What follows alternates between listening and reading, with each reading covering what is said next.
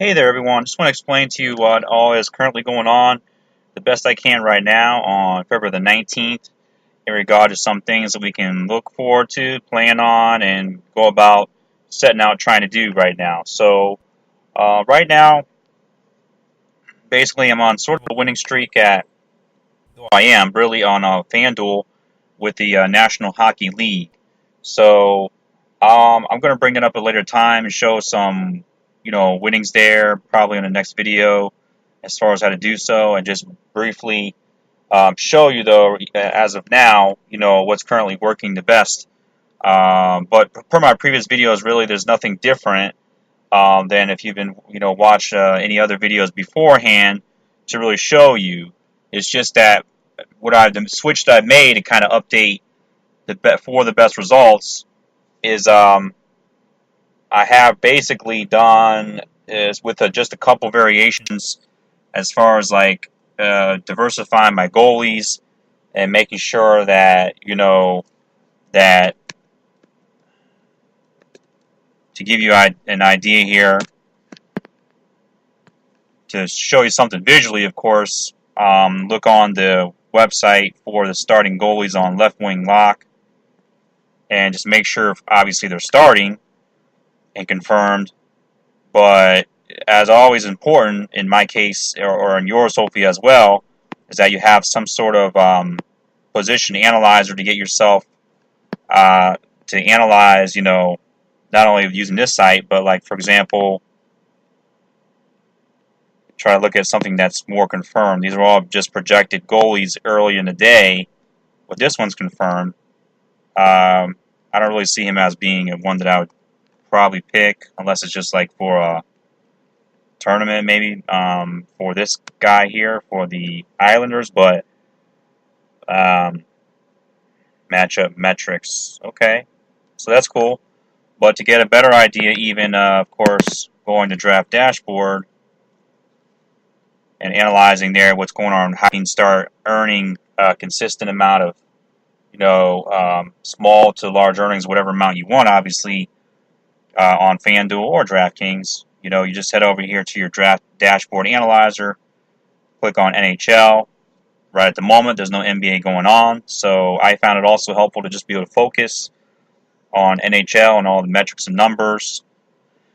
Of course, looking for great lines of stack. I've mainly focused on like the past couple nights, really just stocking up players in my lineup. As you can probably see right here from my watch players the last couple of days, I have not refreshed this list.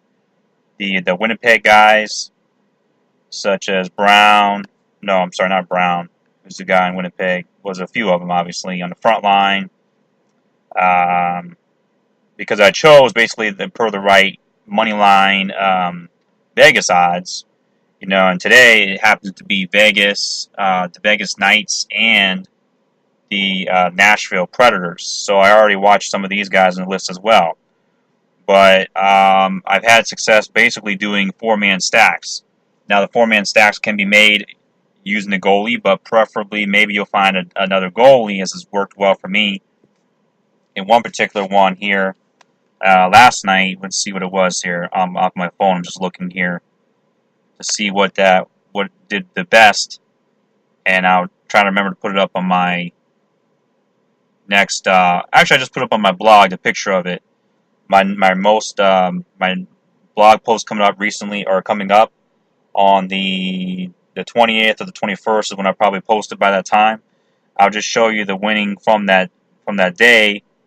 It was second out of 297 in a particular tournament called the NHL Small Saucer Pass, and I'll show you how you put $1 in and you win $20, and it was a lineup consisting of it was a four-man stack, yes, with Schieffel, Wheeler, and Connor, the forwards on Winnipeg, for example.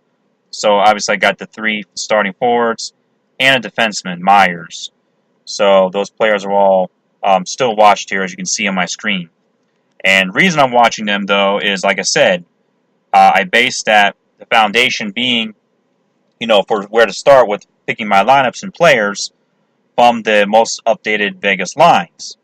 And so as I'll do today here is I'll look and see that some of these guys, even though, as I notice here, he's not the most consistent player because the last 5 games he's had a couple low end games at 3.2 as well as 1.6 shown in the black area right there.